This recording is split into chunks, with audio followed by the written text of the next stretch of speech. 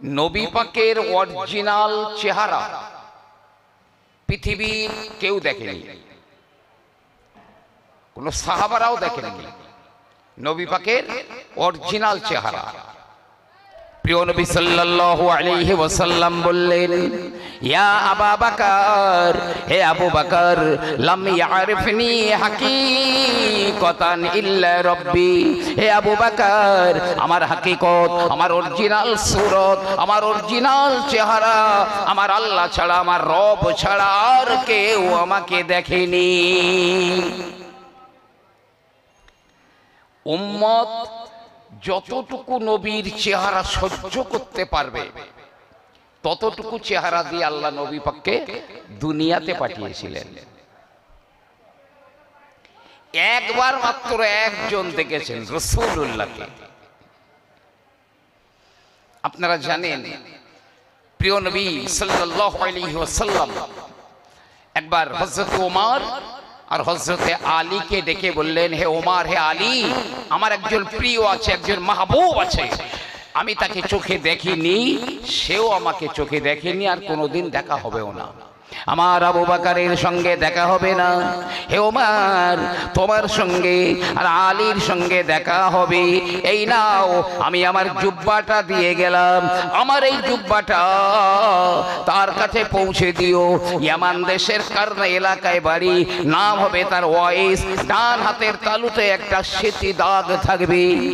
আল্লাহর নবীর ইন্তেকাল হয়ে গেল, সিদ্দিকে আকবর রাদিয়াল্লাহু আনহুর ইন্তেকাল হয়ে গেল, খলিফা হযরতে ওমর একদা হযরতে আলীকে নিয়ে চলে গেলেন ইয়ামান দেশের কারনা এলাকায়, চলে গেলেন, খুঁজে খুঁজে ওয়াইসকে বার করলেন, গিয়ে সালাম কালাম হলো। এরপরে ওমর বলে, হে ওয়াইস, আল্লাহর নবী আপনাকে সালাম দিয়েছেন, তবে নবী কিন্তু হায়াতে নাই, ইন্তেকাল হয়ে গেছেন, নবী তার জীবদ্দশায় আপনাকে সালাম দিয়ে গেছেন। ওয়াইস বলছে, তোমরা নবী পাকের সালাম আমার কাছে কিভাবে পৌঁছাচ্ছ? তোমরা কি নবীকে দেখেছো? এই তোমরা কি রাসূলকে দেখেছো? ওমর তো ভিতরে ভিতরে একদম পুরো রেগে খেপা হয়ে গেছে, তবে কিছু বলতে পারছে না, যেহেতু নবী পাক বলেছেন আমার বড় প্রিয়, বড় মাহবুব, আমার সালাম পৌঁছে দিও, তার জন্য জুব্বা দিয়েছেন, জুব্বাটা দিও। তোমরা কিভাবে নবীর সালাম দিচ্ছ? নবীকে তোমরা দেখেছো? তো মনের রাগ মনের মধ্যে রেখে চুপ করে আছে, গুম হয়ে আছে। এখন ওয়াইস আবার বলছে, মদিনায় ফিরে যাও, গিয়ে আম্মা জান আয়েশা সিদ্দিকা রাদিয়াল্লাহু আনহাকে গিয়ে জিজ্ঞাসা করো, তিনি কি কোনোদিন রাসূলুল্লাহকে দেখেছেন? ওমর তো আরো বেশি রেগে গেছেন, আমাদের নামে যা বলার তো বললো। তা আম্মা জান আয়েশা সিদ্দিকা তো নবী পাকের ঘর সংসার করছেন, সে আম্মা জান আয়েশা সিদ্দিকা নবীকে দেখেনি। কোন রকমে নবী পাকের জুব্বাটা ওয়াইসকে দিয়ে বেরিয়ে পড়েছেন, মদিনায় চলে এলেন। কিন্তু আম্মা জান আয়েশাকে কিভাবে কথাটা বলবেন? তিনি যদি রেগে যান, অসন্তুষ্ট হন, তারপরে হযরতে ওমর অত্যন্ত বিনীতর সঙ্গে বিনীতভাবে ওয়াইসের সঙ্গে যা যা ঘটেছিল সব বলে দিয়েছে। ও আম্মা জান, ওয়াইস এমনও বলেছে যে তোমরা গিয়ে আম্মা জান আয়েশাকে জিজ্ঞাসা করো তিনি কি আল্লাহর নবীকে দেখেছেন, আমরা তো বড় খেপে গিয়েছিলাম। আম্মা জান আয়েশা বলছে, ওয়াইসের কথা শুনে তোমাদের খেপে যাওয়া উচিত হয়নি, খেপে যাওয়া উচিত হয়নি। আমি আমার জীবনে একবার মাত্র আল্লাহর রাসূলকে দেখেছি, একবার মাত্র রাসূলুল্লাহকে দেখেছি। ওমর তো পুরো মানে হতবাক হয়ে গেছে, কি বলছেন আম্মা জান আয়েশা? হযরতে ওমর বললেন, আম্মাজি, ওই একবার আপনি রাসূলুল্লাহকে দেখেছেন, ওই একবার দেখার ঘটনাটা কি বলবেন? আম্মা জান আয়েশা বলেন, সেদিন রাতের বেলা কিছু চাঁদ এমন অবস্থায় ছিল, আলো আর আঁধারির ভিতরে ছিল, কিছু আলো কিছু আঁধারি, পুরো পরিষ্কার নয়, ধবধবে চাঁদও নয়। খোয়া খোয়া চাঁদ, আলো আঁধারির ভিতরে আমি দরজার পাশে অন্য সাইটের দিকে ফিরে আমি তরকারি কাটছিলাম। আমি হঠাৎ করে দেখি আমার পিছনের দিকটা আলোয় ঝলমল করে ওঠে। আমি একবার পিছনে তাকিয়ে দেখি আমার রাসূলুল্লাহ দাঁড়িয়ে রয়েছে। আল্লাহর নবীর মাথা প্রায় আসমানে ঠেকে যায়, জমিনে পা রয়েছে, আর আমার নবী পাকের চতুর্দিকে বিশাল একটা আলোর বলয় আসমান পর্যন্ত চলে যায়। জোরে বলুন না সুবহানাল্লাহ। নবীর অরিজিনাল চেহারা আছে। প্রথম আসমানের উপরে বাইতুল ইজ্জত বলে একটা ঘর আছে, সেই ঘরের ভিতরে আমার নবী পাকের নূরের চেহারা বডিটা রয়েছে। লাউহে মাহফুজ থেকে কোরআন ওখানে আসতো, আর ওখান থেকে জিবরাইল ওই কোরআনের বাণী নিয়ে দুনিয়াতে আমার রাসূলের কাছে আসতো। কেউ চিনতে পারেনি নবীকে। এই যে নবী পাকের নূরের একটা অংশ দিয়ে আল্লাহ পাকের আরশ তৈরি হয়েছে, তো এই আরশে আজিমে আমার নবী পাকের স্থানটা কোন জায়গায়, কেমন জায়গায়, আমি একদম কিন্তু আপনাদের সব জানা কথা বলছি। নবীর স্থান কোথায়? নবী হযরত মূসা আলাইহিস সালাম তুর পাহাড়ে চলে যান। তুর পাহাড়ে গিয়ে বলে রব্বে আরিনি, ওগো মাওলা আমাকে দেখা দাও। আল্লাহ বলেন লান তারানি, হে মূসা তুমি কখনোই দেখতে পাবে না। লান কখনোই নয়, তুমি দেখতে পাবে না। তবে মূসা নবী খুব নাছোড় বান্দা ছিলেন, বারে বারে বলছে রব্বে আরিনি, রব্বে আরিনি, রব্বে আরিনি, আর আমার আল্লাহ বারে বারে বলেন লান তারানি। শেষ বেশ মাবুদ বললেন এ মূসা আজ তুমি বাড়িতে চলে যাও, আমি আগামীকাল তুর পাহাড়ে আমার নূরের তাজাল্লি নিক্ষেপ করব। যদি সহ্য করার ক্ষমতা তোমার থাকে আগামীকাল তুর পাহাড়ে এসো। নবী মূসা সেদিনকার মতো ফিরে চলে যান। পরের দিনে নবী মূসা তুর পাহাড়ে উঠবেন, জুতো রয়েছে পায়ে। আল্লাহ পাক বলেন ফাকলান আলাইক, এ মূসা জুতো দুটো খুলে তুমি ওঠো, একটা পবিত্র জায়গায় আমার সঙ্গে দিদার করার জন্য আসো। নবী মূসা জুতো দুটো খুলে তুর পাহাড়ে ওঠেন। রব্বে আরিনি, ওগো মাওলা দেখা দাও গো। আমার আল্লাহ রব্বুল আলামিন সূচের আগা পরিমাণ নূরের তাজাল্লি ৭০,০০০ পর্দার ভিতর থেকে কোহে তুরে নিক্ষেপ করলেন। ৭০,০০০ পর্দা, তার ভিতর থেকে সূচের আগা পরিমাণ নূরের তাজাল্লি নিক্ষেপ করলেন।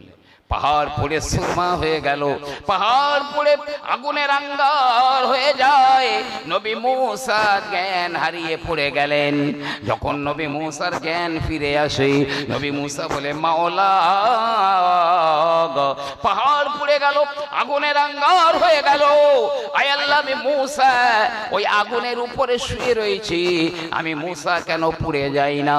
আমার আল্লাহ পাক বললেন মূসা রে, তোমাকে আমি পুড়িয়ে ছাই করে দিতাম, তবে একটা কারণে পোড়াতে পারলাম না, তোমার ভিতরে রয়েছে এখন নূরে মুহাম্মাদি।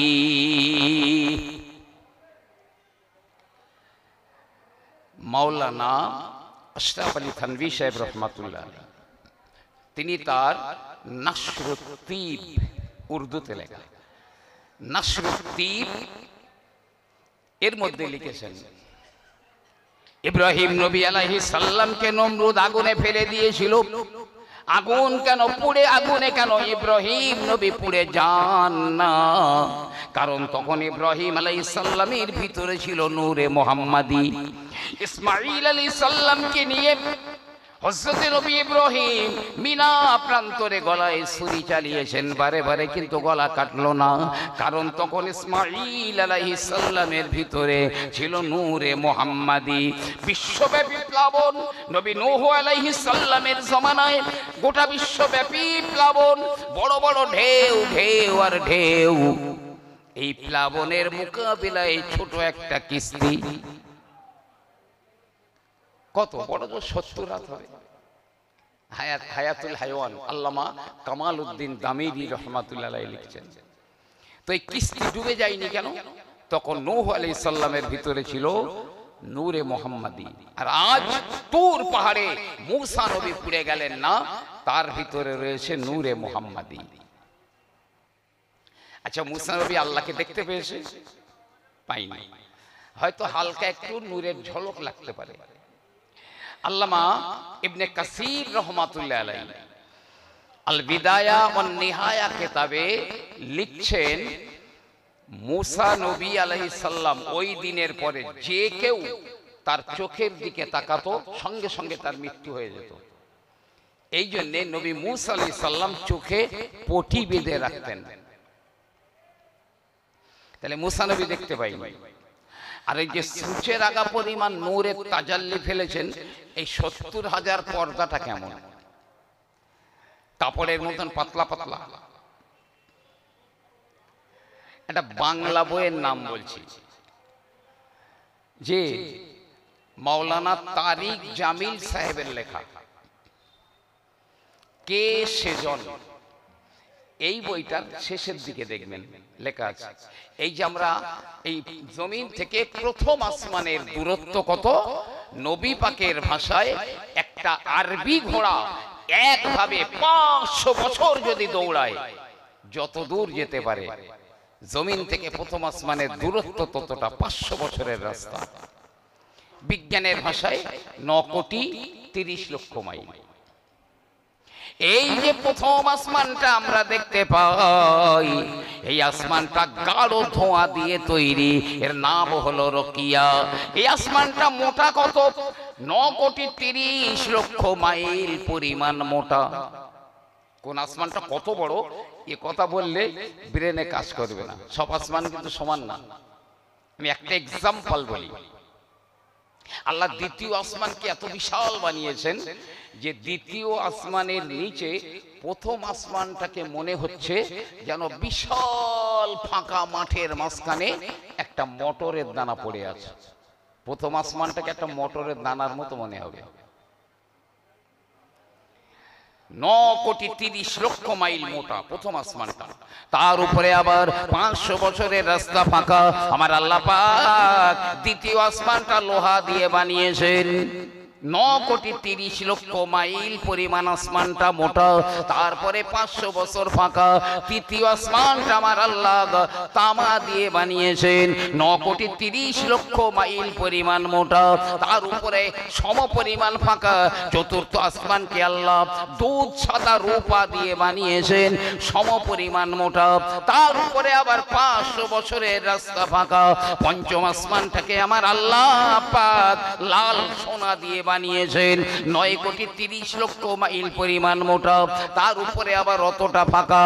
ষষ্ঠ আসমানকে আমার আল্লাহ পাক নীলকান্ত মণি দিয়ে বানিয়েছেন, একই পরিমাণ মোটা, তার উপরে আবার অতটা ফাঁকা।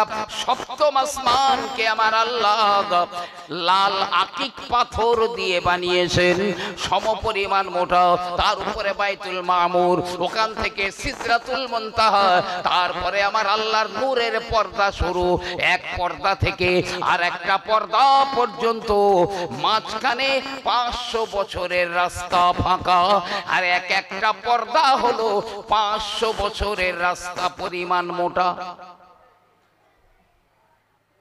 সেখান থেকে সূচের আগা পরিমাণ নূরের তাজাল্লি মুসা নবী সহ্য করতে পারেননি।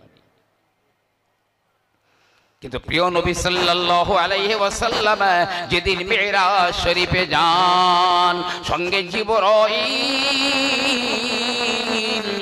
এমনি করে যখন সিদরাতুল মুনতাহা আমার নবী পার হয়ে গেলেন, সিদরাতুল মুনতাহা পার হয়ে গেছেন, রফ রফ ছেড়ে দিয়েছে। নবী পাক পায়ে হেঁটে যাচ্ছেন, পায়ে হেঁটে যাচ্ছেন। খুব বড় একজন হযরত, তিনি তার কিতাবে লিখেছেন,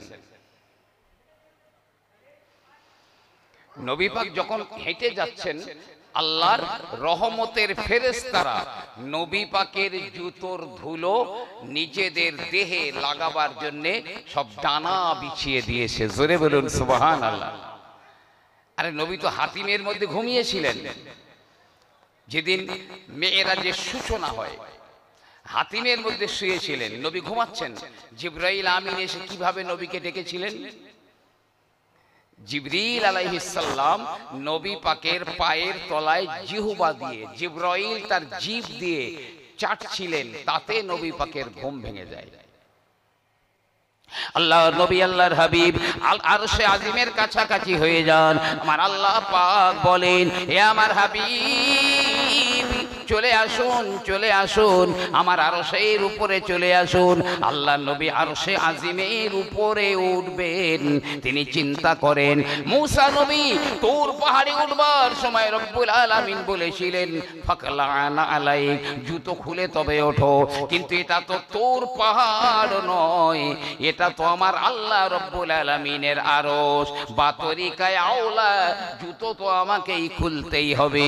নবী আমার জুতো খুলতে যান, আমার আল্লাহ পাক বললেন, হাবিব রে, আপনি জুতো খুলবেন না, কারণ আপনার ওই জুতোর ধুলোর পাওয়ার জন্যে আমার আরশটা লালায়িত হয়ে আছে।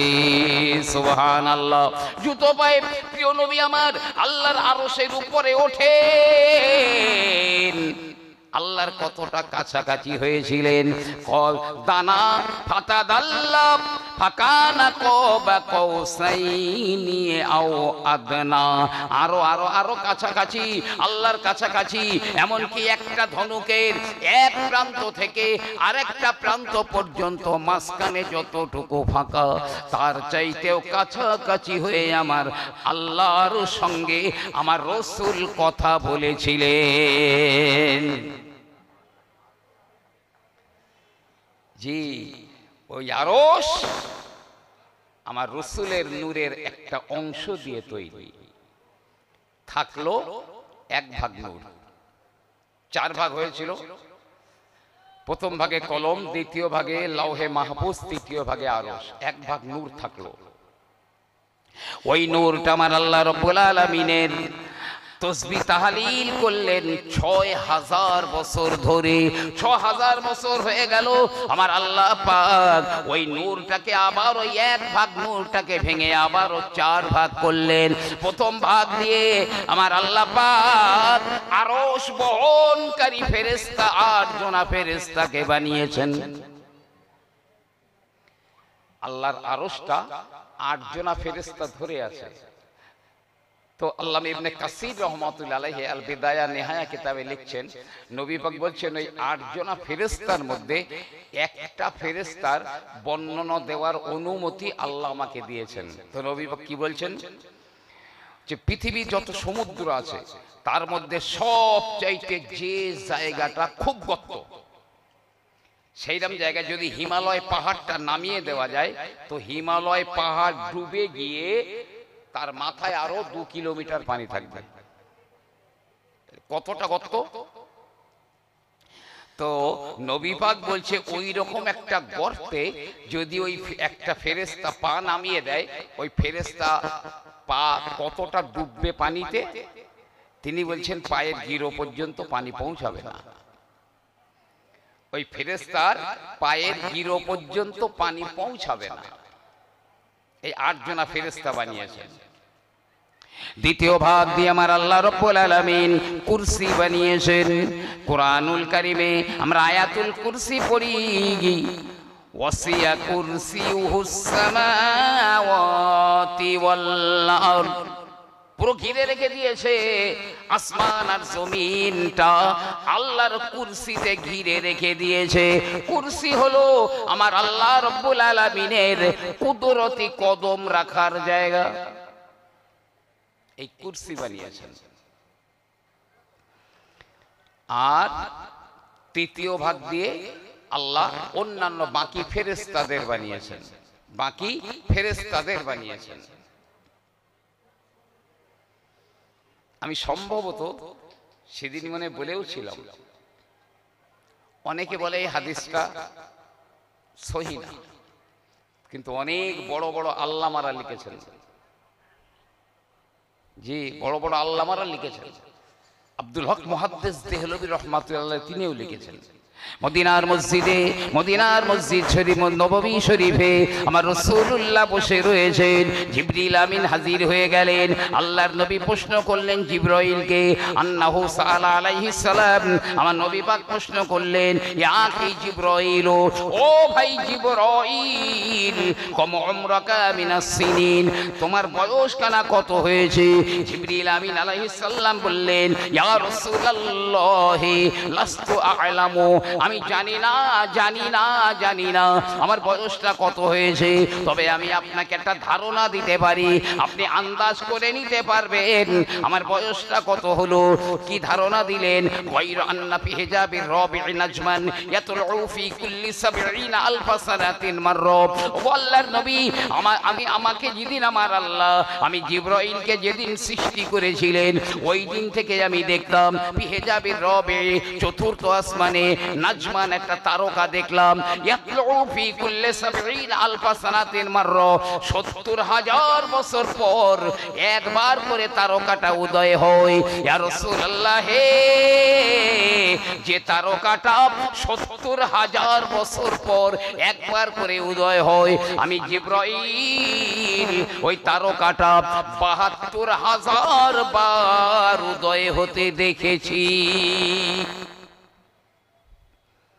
নবী পাক মুচকি হেসে বললেন, ওয়া ইজ্জাতু রব্বি ইয়া জিবরাইল আনা যালিকাল কাওকাব, এই জিবরাইল আমি আমার রবের ইজ্জতের কসম করে বলছি, ওই তারকাটা ছিলাম আমি মুহাম্মদুর রাসূলুল্লাহ। জোরে বলুন না সুবহানাল্লাহ। তাই তৃতীয় ভাগ দিয়ে অন্য ফেরেশতাদের বানিয়েছেন, একটা আন্দাজ করুন। আল্লামা জালালউদ্দিন সুয়ুতি রহমাতুল্লাহ আলাইহি, যিনি ১০ম শতাব্দীর মুজাদ্দিদ ছিলেন, তিনি একটা কথা লিখেছেন, আর সেই আরবি কিতাবটাকে উর্দুতে ট্রান্সলেট করে একটা মানে ট্রান্সলেট বই বানিয়েছে, ফেরেশতোं की আজীব হালাত। তাতে লিখছেন, আসমান থেকে এমন এক ফোঁটা বৃষ্টি জমিনে পড়ে না যে বৃষ্টির ফোঁটাটা কোনো ফেরেশতা ধরে নামিয়ে আনে না। প্রতিটা বৃষ্টির ফোঁটা একজনা ফেরেশতা নামিয়ে নিয়ে আসে। ফেরেশতা কত হতে পারে? শুধু তাই নয়, আমার রাসূলুল্লাহ ইন্তেকাল হয়ে গেলেন, আমার নবীকে কবর শরীফে দাফন করে দেওয়া হলো। সেই দিন থেকে সকালবেলা নবীজির কবরে ৭০,০০০ ফেরেশতা নেমে আসে।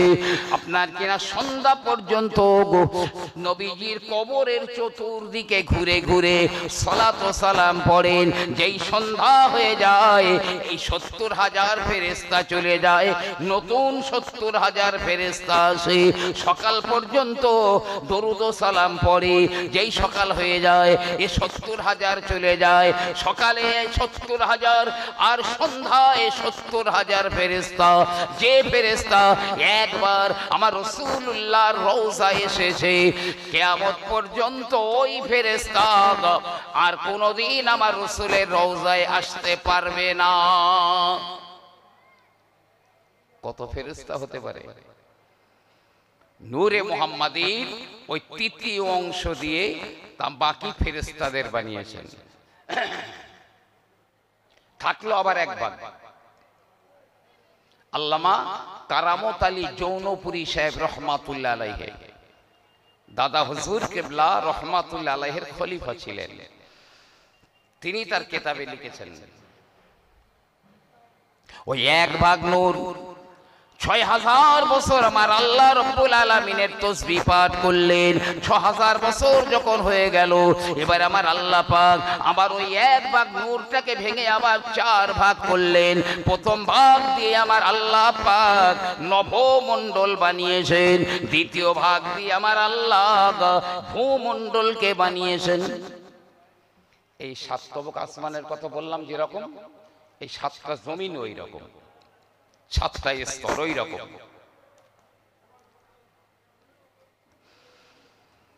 আর তৃতীয় ভাগ দিয়ে জান্নাত আর জাহান্নাম বানালেন, জান্নাত আর জাহান্নাম বানালেন আল্লাহ। নবী পাক যদি না হতেন, জান্নাতও হতো না, জাহান্নামও হতো না, আদমও হতো না। এই দেখুন না, হযরতে বাবা আদম আলাইহিস সালামের দ্বারা একটা লাক্সাস হয়ে গেল, তো আল্লাহ আদমকে নামিয়ে দিলেন। অখণ্ড ভারতে আম্মা জান হাওয়া আলাইহিস সালাম জেদ্দায়, তো আদম নবী কাঁদছেন, 300 থেকে 350 বছর কাঁদছেন। রব্বানা যালামনা আনফুসানা ওয়া ইল্লাম তাগফির লানা ওয়া তারহামনা লানাকুনান্না মিনাল খাসিরিন। এই 350 বছরের ভিতরে আদম নবী আলাইহিস সালাম লজ্জায় একবারও আকাশের দিকে মুখ করেননি। আল্লাহ পাক জান্নাতের সব কিছু আমার জন্য হালাল করে দিয়েছিলেন। আল্লাহর নিষেধ মাত্র একটা ছিল, লা তাকরাবা হাযিহি শাজারা। ওই একটা কথা মানতে পারলাম না। কি মুখ আমি আল্লাহকে দেখাবো? আমার আল্লাহর কাছে এই চেহারা আমি কিভাবে দেখাবো? লজ্জায় একবারের জন্য আকাশের দিকে মুখটা করেননি, নিচের দিকে মুখ করে রব্বানা যালামনা বলে কাঁদেন। আদম কঙ্কাল সার হয়ে গেল, চোখের পানি পড়ে পড়ে দুই দিকে কালো হয়ে গেল। একদিন আদম পাগলের মতো দৌড়ায়, রব্বানা রব্বানা রব্বানা যালামনা আনফুসানা বলি। এমন সময় আছাড় খেয়ে আদম নবী পড়ে যায়। জিবরিল আমিন আমার আল্লাহ পাককে বলেন, ও মাওলা, আপনার প্রথম খলিফা একটা কাজ না হয় করে ফেলে দিয়েছে, এতদিন কাঁদছে আল্লাহ, আদমের তওবাকে কবুল করা যাবে না। আমার আল্লাহ বলেন, হে জিবরাইল, আদম যদি কিয়ামত পর্যন্ত কাঁদে, আমি আল্লাহ আদমের তওবা কবুল করব না। জিবরিল আমিন বলেন, আল্লাহ তাহলে কি করলে আদমের তওবা কবুল হবে? কিতাবের নাম বলছি হাকিকতুস সালাত, আরো কিছু কিছু কিতাবে আছে। আল্লাহ পাক বললেন, যদি আমার বন্ধু মুহাম্মাদের নামের ওসিলায় দোয়া চাই, আমি আল্লাহ কবুল করব, কবুল করব। জিবরিল আমিন আলাইহিস সালাম আদম নবীর কাছে দৌড়ে দৌড়ে চলে এসে বলে, ওয়া কুল ইয়া আদম বিহুরমাতি হাযিহিল কালিমাতি তাইয়্যিবাতি লা ইলাহা ইল্লাল্লাহু মুহাম্মাদুর রাসূলুল্লাহ। হে আদম, ওই রব্বানা যালামনা বলে কাঁদলে তোমার তওবা কবুল হবে না, হবে না, হবে না। বরং তুমি মুহাম্মাদের নামের ওসিলায় দোয়া চাও, আল্লাহ তোমার তওবা কবুল করে নেবেন। আদম নবী আলাইহিস সালাম তিনি কেঁদে কেঁদে রব্বানা যালামনা বলে বললেন, শেষ বেলায় বললেন, বিহুরমাতি হাযিহিল কালিমাতি তাইয়্যিবা লা ইলাহা ইল্লাল্লাহ মুহাম্মাদুর রাসূলুল্লাহ। কোরআনুল কারীমে আমার আল্লাহ রাব্বুল আলামিন বললেন, ফাতালাক্কা আদামু মির রাব্বিহি কালিমাতিন ফাতাবা আলাইহি ইন্নাহু হুয়াত তাওয়াবুর রহিম। আল্লাহর কাছ থেকে আদম একটা কলেমা শিক্ষা করে নিয়েছিলেন, তার ওসিলায় দোয়া চাইলেন। আদম যখন বলছে, আল্লাহ এই কলেমার ওসিলায় আর মুহাম্মদ নামের ওসিলায় আমাকে ক্ষমা করো, আমার তওবা কবুল করে নাও। আমার আল্লাহ পাক বলেন, হে আদম, আমি এখন আমার বন্ধু মুহাম্মাদের জিসিম তৈরি করি না, বডি তৈরি করি না, দেহ তৈরি করি না। কাইফা আরাফতা মুহাম্মাদান, হে আদম তুমি মুহাম্মদকে কিভাবে চিনলে? আদম নবী বলেন, আল্লাহ আমি যখন জান্নাতের ভিতরে ছিলাম, জান্নাতের আসগার গাছের পাতায় পাতায় একদিকে লা ইলাহা ইল্লাল্লাহ, অপরদিকে মুহাম্মাদুর রাসূলুল্লাহ লেখা ছিল। আয় আল্লাহ, ফেরেশতাদের চোখের পুতুলিতে মুহাম্মদ নাম লেখা রয়েছে, হুরেদের সিনায় সিনায় একদিকে লা ইলাহা ইল্লাল্লাহ, অপরদিকে মুহাম্মাদুর রাসূলুল্লাহ লেখা রয়েছে। এ আমার মাওলা, আপনি যখন আমার ভিতরে রূহ দিয়েছিলেন, আমি আদম সর্বপ্রথমে মাথা উঁচু করলাম, আপনার আরশে আজিমের পায়ার দিকে আমার দৃষ্টি পড়ে গেল। আমি দেখি আপনার আরশের প্রতিটা পায়ায় পায়ায় একদিকে লা ইলাহা ইল্লাল্লাহ, পাশেই আছে মুহাম্মাদুর রাসূলুল্লাহ। তাই আমি ভেবেছিলাম নিশ্চয়ই আল্লাহর কোন মাহবুব হবেন। আল্লাহ তাই মুহাম্মাদের নামে রসিলায় দোয়া চেয়েছি। আল্লাহ বলেন, আদম তুমি এতদিন কাঁদছো, আমি তোমার দিকে একবারও ভ্রুক্ষেপ করি না, তবে আমার যে নবীর নামের ওসিলায় দোয়া চাইলে আমি আল্লাহ আর থাকতে পারলাম না, আমার রহমতের দরিয়ায় জোশ বেড়ে গেছে, আমি তোমার তওবা কবুল করে নিলাম। শোনা সাদ্দাকতা ইয়া আদম, হে আদম তুমি ঠিক বলেছো, লাউলা মুহাম্মাদুন লামা খলাকতুকা, আমি যদি মুহাম্মাদকে না বানাতাম আমি তোমাকে বানাতাম না।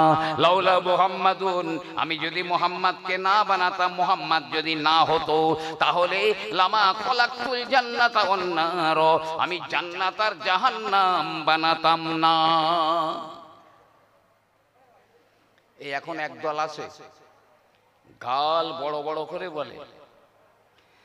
বলে আমরা যে দোয়া করি না শেষ বেলায় বলি, কেউ বলে বাক্যে লা ইলাহা ইল্লাল্লাহ মুহাম্মাদুর রাসূলুল্লাহ, তো বলে এই মুহাম্মাদুর রাসূলুল্লাহ বলা যাবে না, ওটা নাকি শিরক।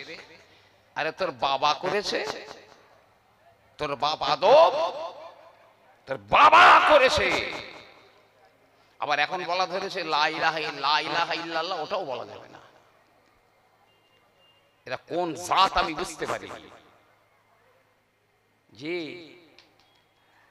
কেউ আবার লা ইলাহা ইল্লাল্লাহ পর্যন্ত বলা যাবে, কিন্তু ওই মুহাম্মাদুর রাসূলুল্লাহ বলা যাবে না। ওরে আল্লামা রুহুল আমিন রাহমাতুল্লাহ আলাইহি মিলাদে মুস্তাফার মধ্যে লিখেছেন, আল্লাহর নবী আবু বকরকে বললেন, আবু বকর আমার জন্য একটা আংটি বানিয়ে আনো তো। আর এই আংটির নাগিনায় খোদাই করে আনবে লা ইলাহা ইল্লাল্লাহ, এটা খোদাই করে আনবে। হযরতে আবু বকর সিদ্দিক রাদিয়াল্লাহু তাআলা আনহু তিনি আংটি বানাবার জন্য যান, আর মনে মনে মনে মনে চিন্তা করেন, আমার রাসূলুল্লাহ শুধু লা ইলাহা ইল্লাল্লাহ লিখতে বলেছেন, মুহাম্মাদুর রাসূলুল্লাহ তো লিখতে বললেন না।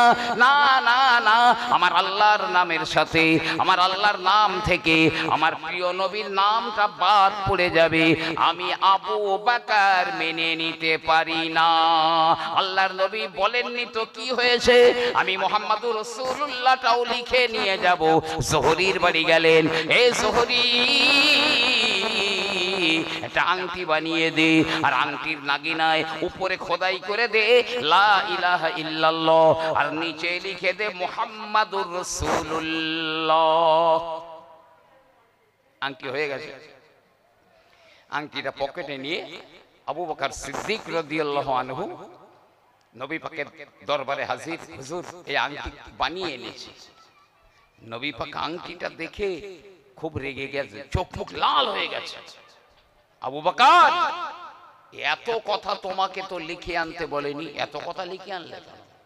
ইয়া রাসূলুল্লাহ, ইয়া হাবিবাল্লাহ, আপনি শুধু লা ইলাহা ইল্লাল্লাহ লিখে আনতে বলেছিলেন, কিন্তু আমার আল্লাহর নাম থেকে আমার রাসূলের নামটা বাদ পড়ে যাবে, আমি আবু বকর মেনে নিতে পারি না, তাই মুহাম্মাদুর রাসূলুল্লাহটাও লিখে এনেছি। নবী আমার বললেন, ও আবু বকর তোমার ভুল হয়নি, তুমি ঠিক করেছো, তুমি ভুল করনি, তুমি ঠিক করেছো, মুহাম্মাদুর রাসূলুল্লাহ লিখে এনে তোমার ঠিকই হয়েছে, ভুল হয়নি।